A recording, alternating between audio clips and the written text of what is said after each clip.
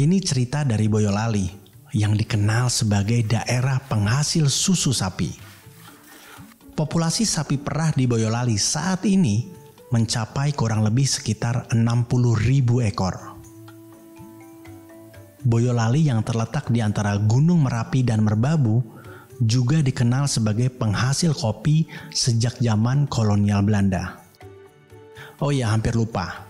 Ini Farida Sanjaya, penggiat brand lokal dari Boyolali yang getol banget menyuarakan tentang kekuatan lokalitas produk-produk UMKM di daerahnya. Dan ini saya.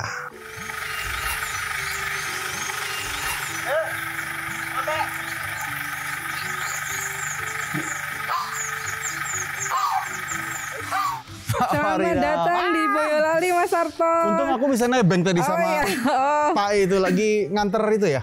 Iya.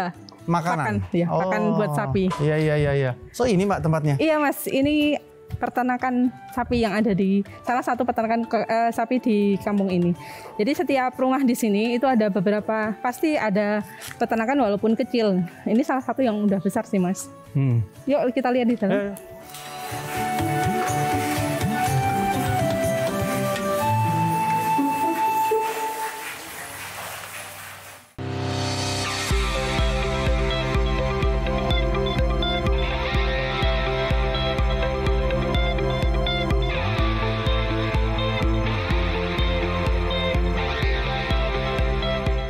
Untuk bisa menghadapi persaingan dengan merek-merek regional dan global yang sudah berdiri kokoh, brand lokal harus bisa menandinginya lewat sektor-sektor yang padat kreativitas dan padat budaya yang berakar dari kekuatan lokal.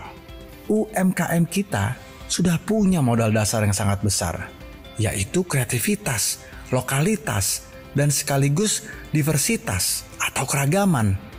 Sumbernya ya dari kekayaan alam dan budaya Indonesia, dan itu sudah ada di sekitar kita sejak zaman dahulu. Dari desa sekecil Banyu-Anyar di Boyolali ini saja, begitu besar potensi lokalitasnya. Kebayangkan kalau penggiat UMKM yang tersebar di seluruh daerah-daerah Indonesia punya kesadaran besar tentang sumber-sumber kekayaan alam dan budayanya. Gak mustahil UMKM kita bisa jadi kekuatan besar di kancah global. Gak cuma jadi penonton. Terlalu besar gak sih mimpi itu? Ya gak juga. Semuanya bisa diawali seperti cerita Farida tentang bagaimana Eko Budi Suroso mengolah kekuatan lokalitasnya berupa kopi di Omah Kopi Ngemplaknya. Nah, gimana kabar kopinya ini saat ini? Kok sing ditakoki kabar kopine to enggak ya kabar wong isik. Ngono lho, wah, mosok kabar kopine. Ya enggak toh, selama pandemi ini kan mungkin ada sesuatu yang mengganggu atau gimana gitu. Kalau di kopi, yang jelas kalau pandemi ini nggak begitu ngefek sih. Karena ya paling yang ditutup cuma kedainya. Tapi kalau untuk pasokan kopinya jalan terus. Oh gitu. Nek kene kuwi Mbak, kopine kan eneng Liberica, Excelsa, eneng Robusta. Jadi ya saya emang kopi khusus ini, jadi kopi khusus Boyolali. Saya nggak ngambil dari kopi-kopi yang dari luar. Yang saya produksi emang dari petani sini. Iya, kenapa? Ya karena saya pengennya petani sini dan juga kopi di sini dikenal oleh masyarakat selain Boyolali. Sekarang produksi kopi apa aja Om ini Om? Semua kopi di sini diproduksi Mbak. Jadi kopi Liberica Excelsa itu kalau di sini di Omah Kopi Ngemplak dinamakan kopi nangka. Kenapa kok dinamain kopi nangka? Karena aromanya itu aroma buah nangka. Oh gitu. Nah, terus ada Robusta. Robusta itu ada dua, Robusta Jawa dan Robusta TS. Terus ada juga kopi Arabica. Kalau Arabica itu dari lereng, dari ketinggian 1000 ke atas. Jadi ini semua dari Boyolali. Berarti banyak perkebunan kopi ya di sini ya? Jadi gini Mbak, kalau di sini itu petani dan juga tiap rumah itu pasti punya tanaman kopi. Oh gitu. Ya, jadi ya ada yang hamparannya luas, ada yang sedikit karena kan tanahnya juga udah berbeda-beda. Hasil tani dari petani itu biasanya yang yang mengumpulkan siapa Om? Kan nggak mungkin nih setiap petani menjualkan langsung ke pasar-pasar, kan nggak mungkin. Betul. Ya nek kene Mbak, kene iki petani kene kuwi sing wis kita kan sistemnya membina petani. Jadi membina petani nanti yang sudah kita bina terus nanti dikumpulkan di Omah Kopi Ngemplak melalui KTT Ngudi Utomo. Oh gitu. Ya, jadi kalau yang belum kita dampingi atau kita bina, ya sementara ya masih banyak yang keluar dari sini. Karena kita kan pengennya yo menjaga kualitas. Sebenarnya banyak nggak sih hasil kopi dari daerah sini? Kalau di Banyuanyar ini aja, ini sekitar 8-10 ton untuk 2 kopi ini, Robusta sama Liberica Excelsa. Ya. Terus yang konsumsi siapa aja Om? Kan nggak mungkin warga sekitar nih. Pasti kan pemasarannya kemana aja gitu? Apakah keluar kota juga atau digunakan di mana gitu? Ya kan kalau pemasaran itu yang terutama itu waktu saya buka ini kopi itu yang pertama itu malah saya fokusnya ke masyarakat dulu. Jadi belum ke pemasaran. Jadi gimana caranya merubah mindset masyarakat yang biasanya minum kopi beli di warung, sekarang punya bahan sendiri dan dinikmati sendiri. Jadi melalui melalui binaan kita ke petani dan kita mencari sampel dari petani dulu, kita roastingkan, kita bubuk dan kita kembalikan ke petani.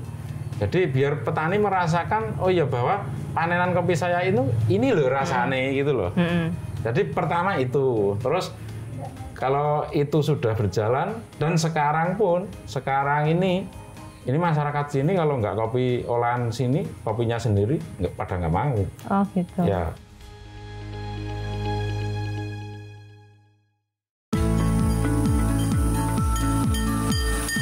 Boyolali memang dikenal sebagai produksi susu sapinya. Bahkan konon, produk susu sapi dari Boyolali sudah bisa disetarakan dengan produk susu dari New Zealand. Sudahlah. Soal susu sapi, Boyolali memang oke punya. Ini ada Mbak 50 tahun gitu? Ada Mas, ini kan udah usaha turun-menurun ya. Jadi mayoritas penduduk di sini itu selain peternak sapi juga ada petani kopi Mas. Di sini? Makanya kan di sini dinamakan kampus kopi Mas. Kampung susu dan kopi. Ini habis diperah ini tadi Mas. Habis diperah, lemes dia? Iya. Terus ini kalau bicara sapi-sapinya udah termasuk disebut sapi lokal gitu? Iya Mas, sapi lokal. Iya, sapi asli Boyolali ini Mas. Ini semua? Kita nggak impor sih, masih sapi-sapi lokal ini. Oke. Sebenarnya senang ya kalau kita bisa menemukan lokalitas kita dan kemudian kita memanfaatkan lokalitas itu. Yang sayang tuh kalau teman-teman daerah lain belum menemukan lokalitas itu. Iya, kalau kita udah tahu lokalitas kita kan kita tinggal mengembangin. Betul. Tegasin dengan. Siap. Tadi Farida bilang Desa Banyuanyar ini adalah kampus kopi, kampung susu dan kopi. Lucu juga namanya. Orang Indonesia memang paling bisa kalau bikin singkatan. Jangan salah, itu juga budaya lokalitas yang kita punya loh. Kadang memang butuh idealisme seperti Eko Budi Suroso yang memperjuangkan prinsip lokalitas. Apalagi kalau kita tahu bahwa apa yang ada di sekitar kita punya potensi bagus untuk dikembangkan. Seperti kopi di Desa Banyuanyar ini yang merupakan kopi terbaik dari Boyolali. Ini mau ngapain Om? Mau bikin kopi susu. Jadi sini itu kan KTT Ngudi Utomo itu kan kelompok tani ternak. Jadi kita harus bisa memadukan dari ternaknya apa dan pertaniannya apa. Jadi kita jadikan minuman yaitu kopi susu. Dan nanti kopi susu susunya pakai susu murni. Dan tapi juga udah dibikin SKM ya, susu kental manis ya? Ya, terus kopinya pakai kopi sini. Ini mau nyeduh kopi dulu. Bukan main, harus dicatat nih. Sampai urusan susu kental manis saja, Eko Budi Suroso lebih memilih untuk membuatnya sendiri dari olahan susu sapi yang berasal dari desanya, bukan membelinya di pasaran.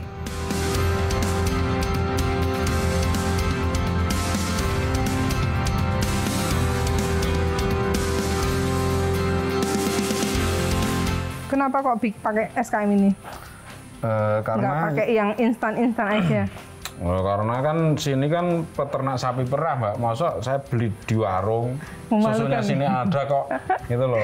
Jadi ya gimana caranya bisa bikin sendiri. Dan memanfaatkan sumber daya alam ya. Betul sekali.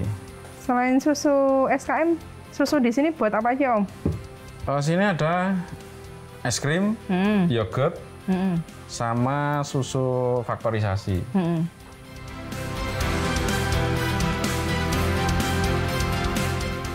Ini mau saya bikinkan kopi susu yang di gede-gede tempat lain nggak ada. Jadi kopi susu misalnya latte art, cappuccino itu kan yang dibikin foamnya, yang dibikin busa kan susunya. Tapi kalau di sini enggak, yang dibikin busa adalah kopinya. Apa bisa? Kita buktikan. Ia merubah cara membuat foam yang biasanya orang lain buatnya dari susu. Ia lebih senang menggunakan seduhan kopinya untuk jadi foam racikan kopi susunya. Sepele? Ya enggak dong, ini ilmu banget. Ilmu yang digali dari nilai-nilai lokalitas. Susu kental manis. Susu kental manis. Asli. Dari susu asli.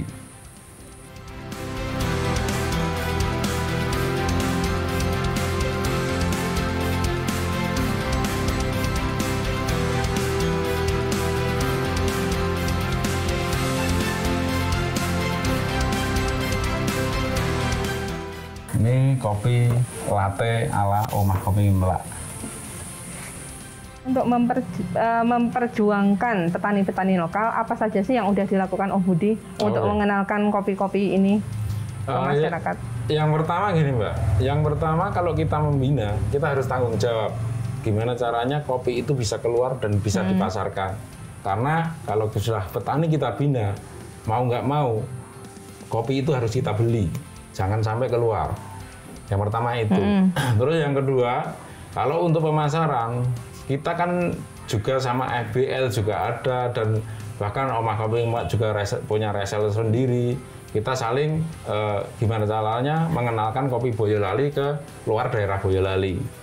Terus yang ketiga, kita juga punya pemasaran sendiri melalui teman atau melalui saudara-saudara kita. Jadi yang ada di Jakarta maupun yang ada di luar Jawa, kita ya yang intinya adalah kita bagaimana caranya mengenalkan bahwa kopi Boyolali itu ada. Yang kemarin-kemarin nggak punya bayangan orang-orang itu bahwa Boyolali itu ada kopi. Yang ada kan cuma susu. Nah, mulai sekarang ini, mulai 5 tahun yang lalu itu kita sudah memperkenalkan bahwa Boyolali itu benar-benar ada kopi. UMKM tidak bisa tumbuh sendirian. Harus ada saling support antara pelaku dan lingkungannya. Kesadaran itulah yang ada pada Eko Budi Suroso. Omah Kopi Ngeplaknya bersama dengan kelompok tani ternak Ngudi Utomo memanfaatkan betul potensi 10 hektar lahan pertanian milik warga secara efisien agar dapat menghasilkan dampak positif yang maksimal bagi dirinya sekaligus bagi warga desa. Nah ini Mbak, ini kopinya yang jenis Robusta. Nih, nah ini udah mulai ada yang merah ini. Ini udah mulai ada yang merah. Oh, dipanennya kalau pas warnanya merah gitu ya? Ini udah merah. Jadi nunggu merah dulu baru dipetik. Jadi nggak bisa metik itu sekali petik, nggak bisa. Harus dipilihin yang merah-merah. Jadi kita harus menjaga kualitas. Oh gitu. Nah ini jenis kopi Robusta, Robusta TS. Ini Robusta Tugusari. Dan ini udah mulai merah-merah. Nanti dipetik kayak gini, yang udah merah. Setelah dipetik baru dijemur. Ya, nanti dibikin proses apa? Kalau biji kopi gini langsung dijemur itu kan prosesnya natural. Ya, natural. Nanti habis dipetik, dicuci, baru dijemur. itu proses natural. Tapi dikupas dulu nggak ya ini Om? Enggak, kalau dikupas nanti prosesnya udah beda. Gitu. Nanti kalau dikupas itu prosesnya bisa jadi wash atau full wash atau jadi honey. Nah, ini prosesnya biji kopinya kayak gini. Pemanfaatan lain dari pohon kopi Om, sebenarnya yang selain diambil buahnya, diambil apanya lagi ya? Oh, kalau di kopi itu dari daun, dari kulit, itu semua kepake semua. Dari bunga pun juga kepake. Kulit buahnya atau kulit buahnya, kulit luar. Jadi kalau kopi itu kan ada 3 kulit, yaitu kulit luar, kulit cangkang, dan kulit ari, baru biji kopi. Jadi itu ada manfaatnya semua. Penggunaan kulit sendiri itu buat apa Om biasanya? Kalau di sini penggunaan kulit untuk natural, itu untuk campuran pakan ternak konsentrat. Kalau untuk kulit kopi yang dikupas dulu basah, waktu pas panen nanti bisa untuk kaskara, jadi bisa untuk minuman. Sekarang bukan zamannya lagi lokalitas dipandang sebagai bagian kecil dari sebuah kultur atau budaya, yang kemudian kerap dibanding-bandingkan dengan globalitas yang terkesan lebih mentereng. Saat ini, lokalitas adalah sebuah narasi besar yang justru akan menjadi senjata paling ampuh untuk melawan persaingan global.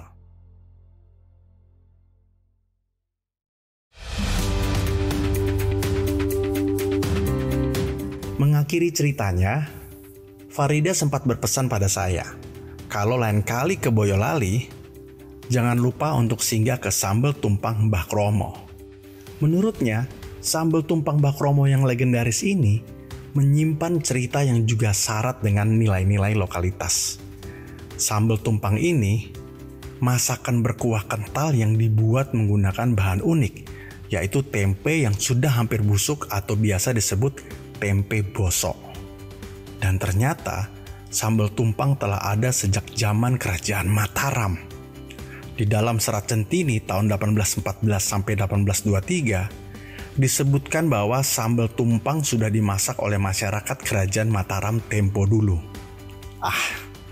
Pastilah kalau saya kembali ke Boyolali, saya akan mampir ke Sambal Tumpang Mbah Kromo. Ini berdiri itu dari cerita kakek nenek bapak ibu itu tahun 66. Nah, waktu itu memang eyang saya, Mbah Kromo itu memang membuat warung itu murah sekali. Jadi harganya murah tapi dapatnya porsinya yang porsi jumbo begitu. Makanya dia terus menjadi terkenal sampai sekarang gitu. Dan mereka adalah pekerja keras, jadi kakek saya malam itu merajang bawang brambang banyak sekali itu. Terus baru langsung masak buat adonan untuk paginya dijual gitu. Yang jelas kalau sambal tumpang kan bahan utamanya itu tauco atau tempe bosok, itu wajib memang bahan utamanya dia. Nah, cuman dalam prosesnya kita memang ada bumbu-bumbu yang turun-temurun dari nenek dulu itu, sehingga dia menjadikan kepekatan tekstur dan rasanya. Untuk tauconya kita bikin sendiri tempe bosoknya. Jadi kita bikin tempe sendiri, kita busukin sendiri. Jadi setelah berapa hari baru bisa dipakai untuk bumbu untuk beberapa hari ke depan gitu. Jadi terus bikin nyambung terus. Dari apa yang dikatakan Mas Yusuf Cahyono barusan, saya menarik sebuah kesimpulan. Bahwa nilai lokalitas juga melekat pada peramu makanan tradisional. Maka, sebagai makanan tradisional, sambal tumpang Mbah Kromo ini harus memenuhi syarat lokalitas, seperti bahan baku, tata cara memasak, cita rasa, dan cara menikmatinya. Memang makanan tradisional tidak selalu berusia tua, tapi yang jelas makanan itu telah mengakar di benak masyarakat dan telah diturunkan dari generasi ke generasi, serta dikenal luas baik cita rasa maupun bentuknya. Sambal tumpang, karena kan sebagai orang Indonesia itu kan sukanya pedes Mas. Dari dulu itu kan kalau nggak makan nggak pakai cabai, nggak nampol gitu kan. Nah, dan kebetulan juga ini kan warisan dari nenek yang sudah melekat di hati orang-orang, di lidah orang-orang. Jadi ya alangkah bagusnya kalau kita teruskan, karena memang prospektif sekali untuk di sini. Cuman kendalanya memang kita harus masaknya harus tradisional, harus pakai kayu bakar gitu. Karena kan kayu bakar seperti ini kan menimbulkan ini kan apa ya, bau-baunya sangit-sangitnya itu sangat berpengaruh di makanan. Kalau masak pakai kompor gas rasanya sudah lain. Masak nasinya pun harus pakai bau-bau tembaga seperti itu gitu. Kalau kita masak pakai rice cooker itu juga udah mengubah cita rasa.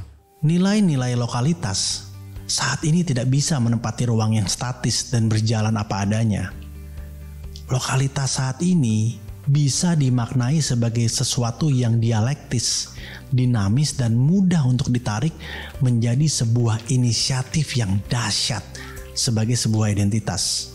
Mas, kalau menurut pengalaman Mas Arto sendiri, untuk menggali potensi-potensi lokal yang ada di suatu daerah itu bagaimana sih? Sebenarnya macam-macam sih, Mbak. Aku ngelihat tuh teman-teman di daerah yang mampu menggali lokalitas mereka itu biasanya syarat utamanya itu mereka peka. Mereka peka aja, mereka bisa punya waktu untuk menganalisa hal-hal yang ada di sekitar mereka, dan mereka juga peka untuk mau tahu lebih banyak tentang hal-hal itu. Otomatis yang kedua, mereka terbuka. Seperti kalau istilahnya katak dalam tempurung, teman-teman yang peka selalu berusaha untuk mencari informasi keluar, berkolaborasi, bekerja sama dengan, kalau nggak salah ceritanya juga dulu di Boyolali juga ada ahli dari luar negeri kan ya, yang kemudian itu mengadakan penelitian tentang susu kemudian dibuat keju. Ya kan, itu kan. Nah, ketika kita mau membuka diri, ketika kita mau peka dan kemudian belajar, maka kesempatan-kesempatan seperti itu akan datang. Kadang-kadang bukan ditemukan oleh warga lokal, tapi justru ditemukan oleh orang lain, para peneliti tadi, yang memang punya kepedulian atau keahlian menemukan hal-hal di daerah kita yang seringkali nggak kita bayangkan. Berarti salah satu caranya yaitu kolaborasi dengan orang yang udah ahli. Ya, salah satunya begitu. Dan hari ini kita melihat bagaimana lokalitas itu sebenarnya tumbuh subur di negeri ini. Dan bagaimana lokalitas itu merupakan pintu masuk ke dalam dunia brand. Lokalitas membuat unsur pembeda yang sangat kuat, tapi juga yang pasti lokalitas itu membangun kepercayaan diri bagi warga itu sendiri, bagi masyarakatnya, sehingga mereka bisa bilang bahwa akulah orang Boyolali gitu kan. Dan ketika itu terjadi, maka daya tahan kita, rasa percaya diri kita sebagai bangsa Indonesia, sebagai masyarakat Indonesia di tengah tantangan global yang seperti ini, itu menjadi sesuatu yang sangat bisa dipertahankan, dan itu semua dimulai dari lokalitas kita. Banggalah pada nilai-nilai lokalitas. Rasa ini yang harus ditanamkan pada para pelaku usaha lokal, UMKM. Dengan begitu, terminologi lokalitas dan globalitas tidak lagi menjadi dua hal yang selalu dipertentangkan atau dibanding-bandingkan, tetapi menjadi dua hal yang senantiasa bisa disinergikan. Keren kan? Masih banyak kisah-kisah keren dan inspiratif tentang penggiat UMKM yang menjadi garda terdepan penjaga perekonomian bangsa. Bersama para brand aktivis, para penggiat brand lokal, dan para mantri BRI yang punya tugas mulia memberdayakan usaha mikro dalam petualangan brilian di episode selanjutnya.